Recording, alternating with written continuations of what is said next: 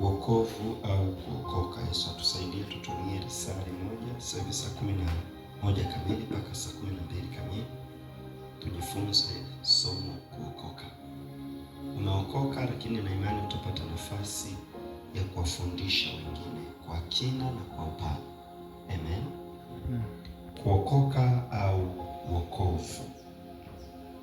Kuokoka au wokovu. Kwenye hili somo tunaweza tukajifunza kuokoka maana yake ni nini. Kipengele cha kwanza. Kuokoka maana yake ni nini? Kipengele A. Maana ya kuokoka, namba 1. Namba 2, tunaweza tukajifunza ni nini kinaokoka. Ni nini kinaokoka? Namba 2.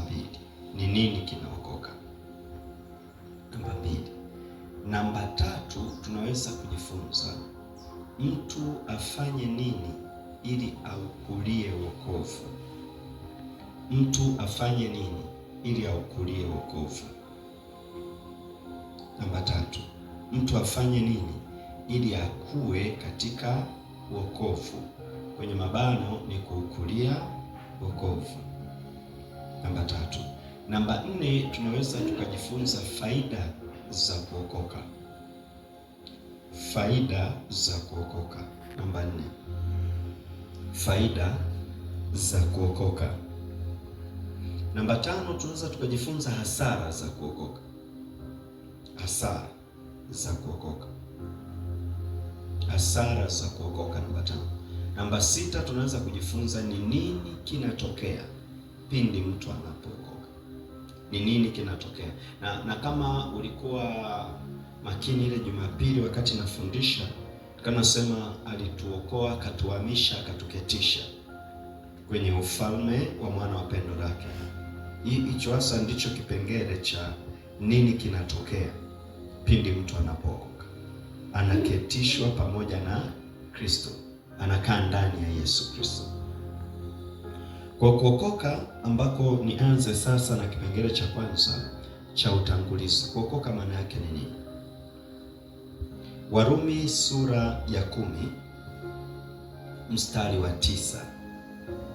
Warumi 10:9 anasema hivi: kwa sababu ukimkiri Yesu kwa kinywa chako ya kuwa ni Bwana na kuamini moyoni mwako ya kuwa Mungu alimfufua katika wafu, utaokoka. Kwa sababu ukimkiri Yesu kwa kinywa chako ya kuwa ni Bwana na kuamini moyoni mwako ya kuwa Mungu alimfufua katika wafu, utaokoka. Mstari wa 10. Kwa maana kwa moyo mtu huamini hata kupata haki, na kwa kinywa hukiri hata kupata wokovu. Kwa tukizungumza habari za kuokoka, hapa anasema namna ambavyo watu wanaokoka. Sawa? Lakini pia tumekuwa na midaharo kadhaa, majadiliano kadha wa kadha. Kuna watu wanasema hauwezi kuokoka duniani. Hakuna kuokoka duniani. Wengine wanasema tunaongoka, hatuokoki, tunaongoka. Kama umekuwa mfuatiliaji, unaweza ukasikia haya maneno mawili, kuokoka, kuongoka. Hizi terminologies mbili, kuokoka pamoja na kuongoka. Kuna watu wanasema sisi hatuokoki, tunaongoka. Kuna watu wanasema sisi tunaokoka. Sasa kimsingi tunahitaji kulitazama neno. Tunapokuwa tunajifunza, tunahitaji kulitazama neno la Mungu. Neno la Mungu linasema, linasema kuokoka, linasema kuongoka. Kitabu cha Luka mtakatifu sura ya Luka 19. Luka mtakatifu sura ya 19 mstari wa 10 anasema, kwa kuwa mwana wa Adamu alikuja kutafuta na kuokoa kile kilichopotea. Kwa kuwa mwana wa Adamu alikuja kutafuta na kuokoa kile kilichopotea. Sasa angalia, tunakuwa na watu ambao wanasema hatuwezi kuokoka duniani. Duniani dhambi ni nyingi, mtu hawezi kuokoka akiwa hapa duniani. Angalia msingi katika Biblia. Biblia inasema kwa kuwa mwana wa Adamu alikuja kutafuta na kuokoa kilichopotea. Sawa? Ni nyuma huku tulikotoka. Alikuja wakati uliopita. Sio kama atakuja kutafuta na kuokoa. Alikuja kwa kuwa mwana wa Adamu alikuja kutafuta na kuokoa kile kilichopotea. Sawa? Wakolosai 1:13 anasema naye alituokoa katika nguvu za giza. Haisemi naye atatuokoa, inasema naye alituokoa katika nguvu za giza. Kwa katika Wakolosai 1:13, Luka 19:10, alafu Warumi 10:9, kwa sababu ukimkiri Yesu kwa kinywa chako ya kuwa ni Bwana utaokoka. Kuna watu ambao huwa wanasema hapa, angalia, inasema utaokoka. Kwa nini? Ni lugha tu rahisi. Iko Warumi 10:9. Sawa? Warumi 10:9 anasema hivi, kwa kuwa ukimkiri Yesu kwa kinywa chako, kwa maana kwamba hujaakiri bado. Sasa sio tafsiri yako, hujaakiri bado. Siku utakapokiri, hapo ndipo utakapookoka. Sasa watu wanatumia huu mstari kujaribu kutengeneza mazingira ya kwamba hatuwezi kuokoka sasa hivi. Tunaishi kwenye dunia ina madhambi mengi. Kama dunia ina madhambi mengi, ndio maana hatuwezi kufanya nini? Kuokoka. Sawa? Lakini kwa sababu ya madhambi mengi, ndio maana Yesu amekuja kutuokoa. Jina la Bwana libarikiwe. Kwa sababu angeacha bila kutuokoa na haya madhambi yalivyo mengi, maana yake sisi tungepotea kabisa, tusingerudi tena, tungeenda jehanamu ya moto. Kwa sababu ya madhambi kuwa mengi, ndio maana Mungu akaja na idea ya wokovu, atuokoe. Sasa kuokoka, kuna vile watu wanasema hatuokoki, tunaongoka. Kuongoka maana yake ni nini? Hapana mahali kwenye Biblia ambapo panaonyesha kwamba kuongoka maana yake ni. Kwenye Biblia tu inatutazamisha kwamba Yesu wakati anafundisha akasema hivi, msipoongoka na kuwa kama vitoto vichanga, hamtaweza kurithi uzima wa milele. Msipoongoka mkawa kama vitoto vichanga. Neno kuongoka ni kubadilika. Kuongoka sio kuokoka. Kuongoka ni kubadilika. Ndio maana Yesu akawa anasema msipobadilika mkawa kama vitoto vichanga. Kwa sasa angalia, alikuwa anasema msipobadilika. Alikuwa anaongea na watu gani? Alikuwa anaongea na wanafunzi wake tayari. Alikuwa anaongea na watu ambao wameshamwamini yeye, ambao wameshaokoka tayari. Kwa hiyo angalia, akawaambia msipobadilika sasa mkawa kama vitoto vichanga, hamtaweza kurithi ufalme. Kwa kumbe kuna kitu kinaitwa kuokoka, alafu baada ya mtu kuokoka kunafuatia kubadilika. Sawa? Bwana asifiwe. Mtu akishaokoka, akishampokea Yesu Kristo kama Bwana na Mwokozi wa maisha yake, ni nini kinafuata? Kunafuata kubadilika, ambako ndiko kunaitwa kuongoka, ambapo ndo watu wengi sasa, baadhi ya imani wanasema hatuokoki, tunaongoka. Sawa? Bwana asifiwe. Sasa kubadilika, mtu anaweza akabadilika hata kama hajaokoka, lakini kwa imani ya Kristo hatupaswi kubadilika kabla hatujaokoka. Kwa imani ya Kristo tunapaswa kuokoka alafu ndio tubadilike. Kwa sababu unaona, kubadilika ni kama vile mtu alikuwa anavuta bangi, sasa anaacha kuvuta bangi, tunasema ameokoka, ameongoka. Sawa?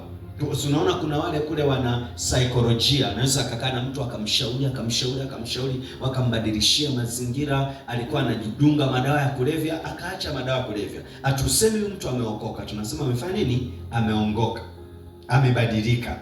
Alikuwa na tabia fulani, ameacha ile tabia, sasa anaishi tabia nyingine. Hiyo haimfanyi kwenda mbinguni. Sawa? Hiyo inamfanya tu kubadilisha tu namna ya kuishi. Aitoe tafsiri ya kwamba sasa kwa sababu ameacha madawa ya kulevya anaweza kwenda wapi? Mbinguni. Kwa sababu ameacha kupika pombe sasa anaenda mbinguni. Kwa sababu ameacha kunywa pombe anaenda mbinguni. Aitoe tafsiri hiyo. Kule ni kugeuka tu, kubadilika. Lakini tukija kwa Yesu sasa, tukishaokoka, ndio Biblia sasa inakuja kudai kipengele cha pili cha kuongoka. Ndio maana nikasema tukiwa tunajifunza wokovu lazima tujifunze kitu kinaitwa kukulia wokovu. Tusipojifunza kukulia wokovu, maana yake watu watakuwa wanampa Yesu maisha, alafu hawaongezeki, hawabadiliki. Wasipobadilika hawataweza kurithi ufalme wa nani? Wa Mungu. Jina la Bwana Yesu libarikiwe. Kwa kuokoka maana yake ni hii ambayo tunaisoma kwenye kitabu cha Warumi 10:9, kwa sababu ukimkiri Yesu kwa kinywa chako ya kuwa ni Bwana na kuamini moyoni mwako ya kuwa Mungu alimfufua katika wafu, utaokoka. Kwa kuokoka, namba moja, kuokoka ni kumkiri Yesu. Kisema kuokoka maana yake ni nini? Kuokoka ni kumkiri Yesu, kukiri kwa kinywa na kuamini kwa moyo. Kukiri kwa kinywa na kuamini kwa moyo. Tukiwa tunajifunza habari ya kuokoka, kuna watu wale wanasema kuokoka ni kuacha dhambi. Hapana. Kuokoka ni kuwa mtakatifu. Hapana. Kuokoka ni kukiri kwa kinywa. Mtu amesikia habari za Yesu, imekuja injili, imehubiriwa, Yesu ni Bwana, Yesu anakupenda, Yesu anaokoa, Yesu anasamehe, Yesu anakuhitaji. Alafu baada ya muda yule mtu akasema, kwa kweli na mimi ni mtenda dhambi, na Yesu wamesema Yesu anaweza kunisamehe. Kwa mtu na kanuni ya Yesu akusamehe, itabidi umwamini kwa moyo, alafu mkiri kwa kinywa. Hapo ndipo atakapokusamehe. Bwana asifiwe. Jina la Bwana libarikiwe. Sasa hii ndio ambayo tunasemea ya kwamba Warumi 10:17 anasema, basi imani chanzo chake ni kusikia, na kusikia huja kwa neno la Kristo. Kwa hiyo kwanza mtu anasikia neno la Kristo, mtu anahubiriwa habari za Yesu. Akishahubiriwa habari za Yesu, akizisikia, akaziamini, akiziamini hizo habari, anaweza akamkiri Yesu sasa kwa kinywa. Ndio maana anasema kwa sababu ukimkiri kwa kinywa chako na kuamini moyoni. Unaaminije moyoni? Mpaka usikie. Hawezi kuamini kabla hujasikia. Imani chanzo chake ni kusikia. Kwa lazima mtu apate fursa ya kusikia. Fursa ya kusikia ndio ile huwa tunaweka mikutano ya Injili. Ndio hiyo tunaenda nyumba kwa nyumba, tunashuhudia habari za nani? Za Yesu. Ndio hiyo tunakutana na mtu kwenye gari, njiani, popote, tunaanza kumwambia Yesu anakupenda. Pale tuko kwenye nafasi ya kumsikizisha asikie neno.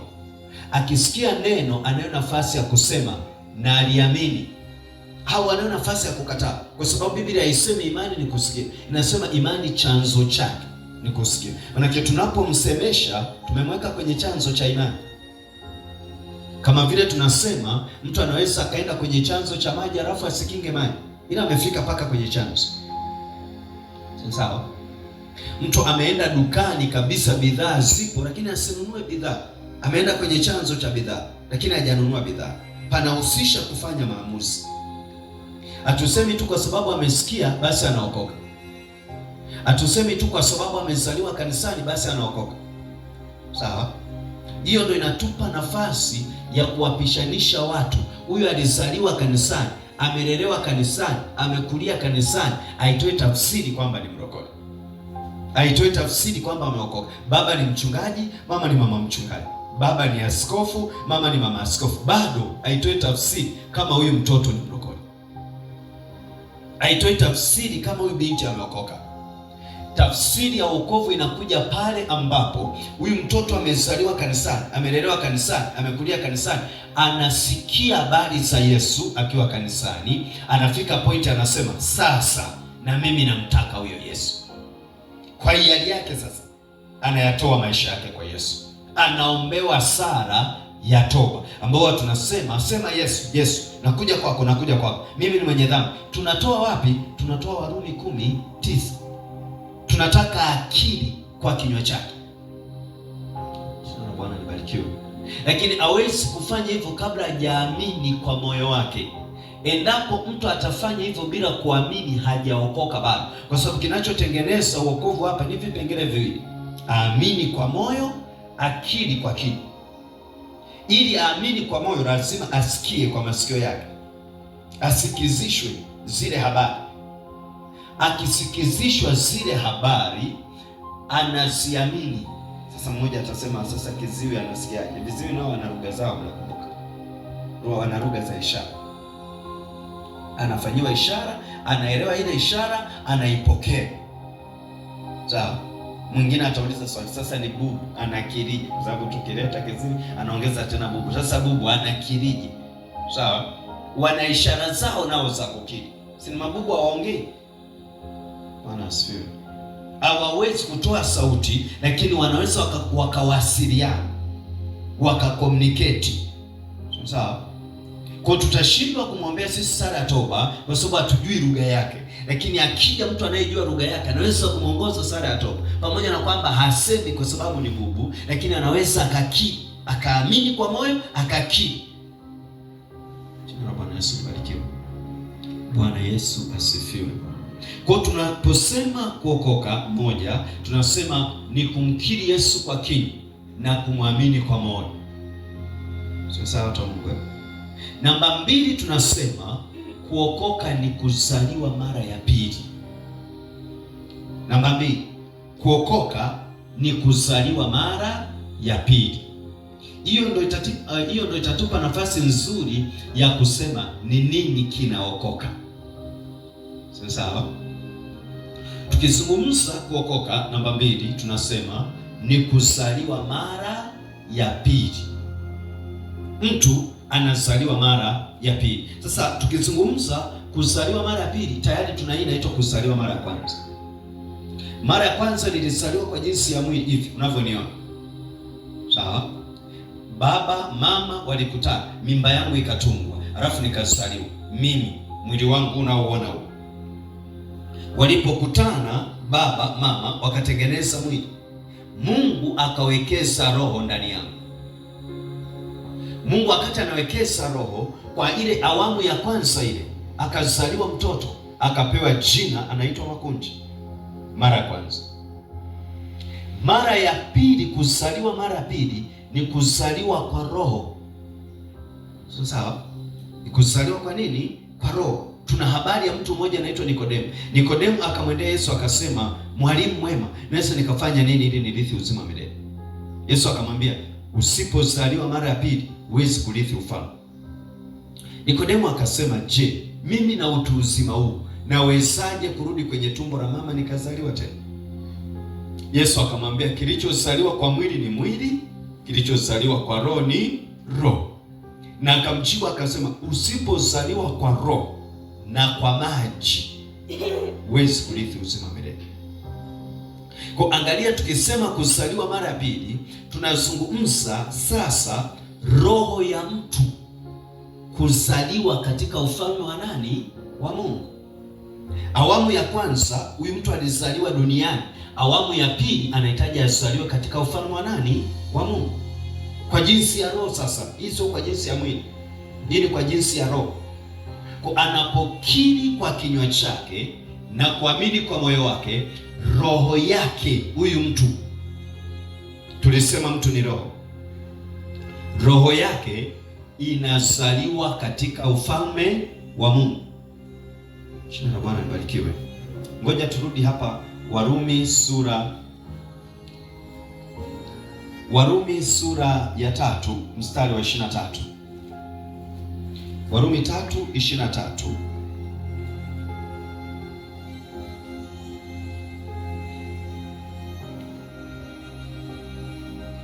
Warumi sura ya 3 mstari wa 23 anasema, "Kwa sababu wote wamefanya dhambi na kupungukiwa na utukufu wa Mungu." Warumi 3:23. Kwa sababu wote wamefanya dhambi na kupungukiwa na utukufu wa Mungu. Kuna kitu kinazaliwa hapa katikati, kwamba kila mtu ametenda dhambi. Kila mtu alipotenda dhambi akapungukiwa na utukufu wa Mungu.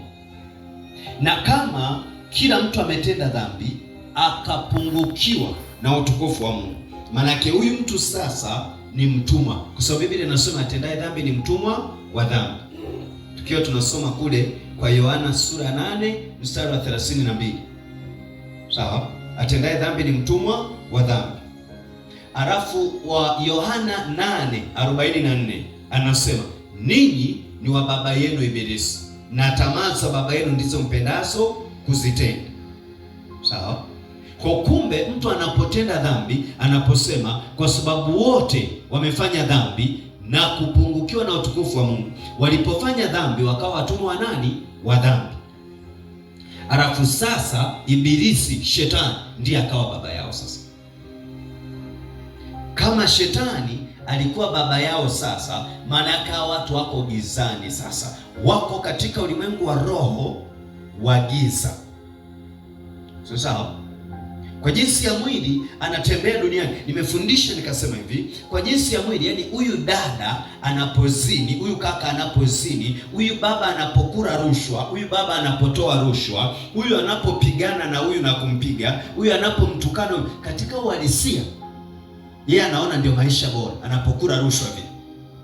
Katika uhalisia anapata rushwa, anajenga nyumba, anapata rushwa, ananunua gari, anatoka anaenda kuzini. Yani ni mkaka, ni mdada, anaona yale ndo maisha. Yaani akijisikia kutoka out anatoka out. Lakini kimsingi yale maisha yanamfanya ajiunganishe katika ulimwengu wa roho wa giza. Sawa? Yale maisha yanamfanya awe mtumwa wa dhambi. Ndio maana akishaanza kuvuta sigara anajisikia raha, lakini sasa hawezi tena kuacha sigara, inamtesa. Anavuta sigara anapata kikozi, lakini hawezi kuacha tena. Sawa? Anaenda amekuwa kahaba, amepata maambukizi huko, lakini kwa sababu sasa amegeuka kuwa mtumwa, hawezi kuacha ukahaba. Sawa? Ni mtumwa wa dhambi sasa. Baba yake ni shetani. Kama baba yake ni shetani, tumesema shetani ni mfalme wa ulimwengu wa roho wa giza. Kwa huyu mtu sasa, kwa jinsi ya kawaida duniani, anaonekana ni waziri, anaonekana ni mtu wa heshima, anaonekana ni mwalimu, anaonekana ni msomi, lakini katika ulimwengu wa roho ni mtumwa. Anatumikishwa na uzinzi, anatumikishwa na ulevi, anatumikishwa na uchawi. Sasa watu wa Mungu, Bwana asifiwe. Kwa kama ndivyo, huyu mtu yupo gizani. Sasa tunapokuja kuleta habari ya wokovu, tunataka azaliwe upya. Wapi? Azaliwe upya katika ufalme wa nani? Wa nuru, ufalme wa Mungu. Atolewe gizani, aingizwe nuruni. Kwa lile tendo sasa tunasema tukizungumza kuokoka ni kuzaliwa mara ya pili. Maana huyu mtu sasa anazaliwa katika ufalme wa Mungu. Maana katika ulimwengu wa roho sasa huyu mtu anazaliwa kama mtoto mchanga kwenye ufalme wa Mungu, kwa sababu ana miaka 70, ana miaka 40, ana miaka 15, ana miaka 10, lakini ile ni miaka ya mwilini, alafu yupo gizani. Bwana Yesu ibarikiwe. Bwana Yesu asifiwe. Ni miaka 20 ya mwilini, lakini katika huu mwili kwenye ulimwengu wa roho. Kwa sababu watu wa Mungu, kuna hiki kitu tunahitaji kukifahamu hivi. Yaani wote tunaishi hapa duniani wote, lakini tukiingia huku rohoni tunagawanyika kwenye makundi mawili. Tukiingia huku rohoni kwenye ulimwengu wa roho wenyewe, hii dunia yenyewe ni dunia moja tu. Hii hapa ya mwilini, hii ni dunia moja tu. Sawa? Tukibadilishana hapa, tunabadilishana location. Huyu yuko Ulaya, huyu yuko Afrika, huyu yuko Marekani, huyu yuko Tanzania. Hizo ni location, ila wote tuko duniani. Lakini ulimwengu wa roho hatuko sehemu moja. Kwenye ulimwengu wa roho, kwenye ulimwengu wa roho kuna location mbili tu, ya gizani na ya nuruni. Ya gizani mfalme wake ni shetani, ya nuruni mfalme wake ni Yesu. Kwa hiyo mtu anapoishi katika hii dunia anatenda dhambi, katika roho location yake ni gizani. Anapotenda mapenzi ya Mungu location yake ni nuruni. Bwana Yesu asifiwe. Jina la Bwana libarikiwe.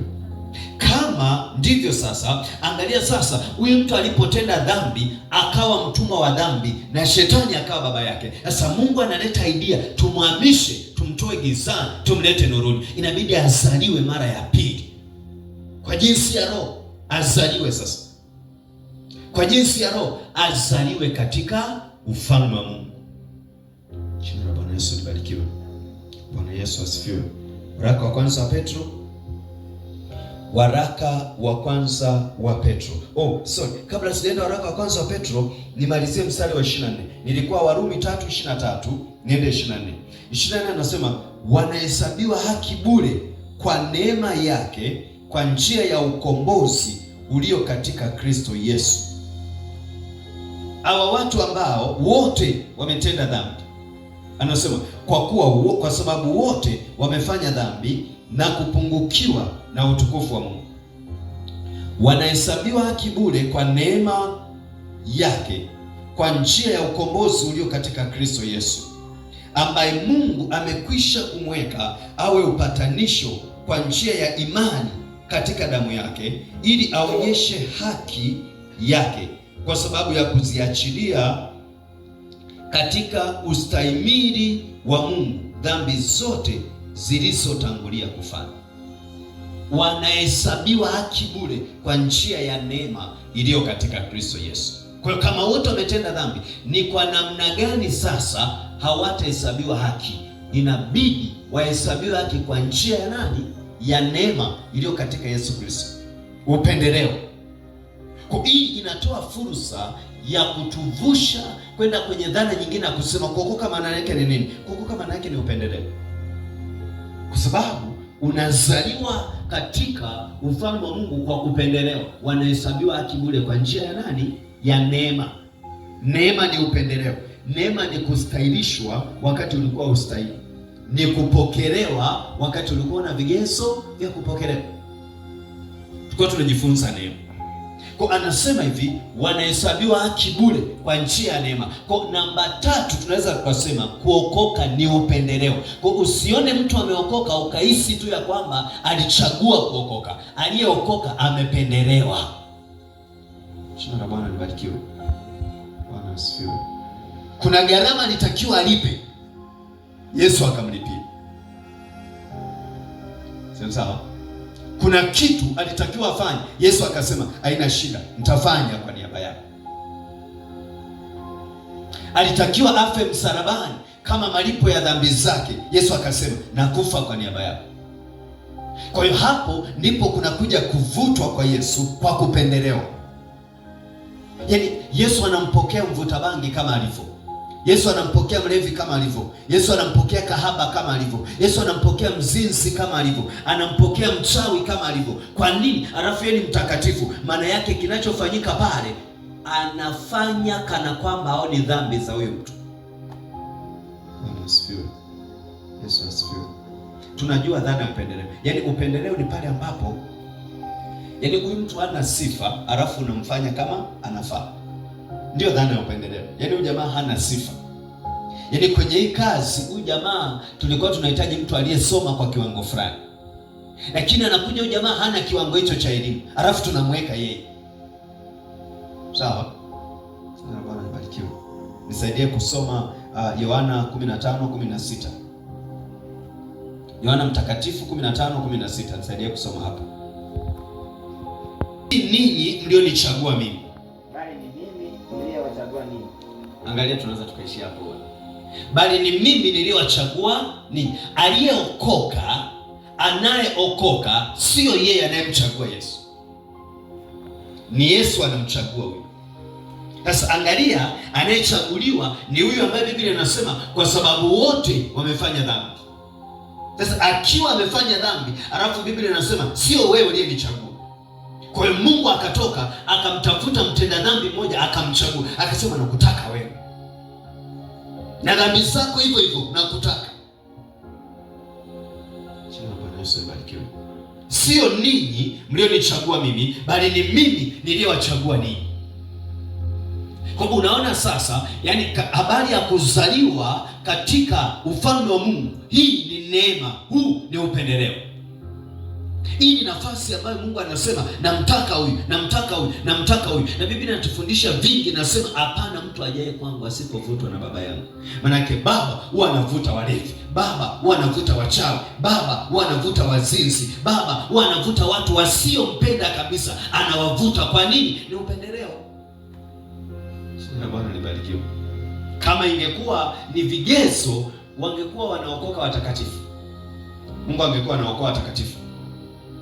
Kwa tukianza kujifunza hii dhana ya tatu, kuokoka ni neema, kuokoka ni upendeleo, inaleta ile dhana ambayo watu wanasema hivi, unawezaje kuokoka? Maduniani madhambi yako mengi. Ni ajenda ya upendeleo hii. Sawa? Hili ni swala la kupendelewa. Hili sio swala la kwamba mimi ni mtenda dhambi sana. Hili sio kwa Tanzania kuna dhambi nyingi. Hili ni swala la kwamba katikati ya dhambi nyingi nilizonazo Mungu amenipendelea. Yesu asifiwe. Jina la Bwana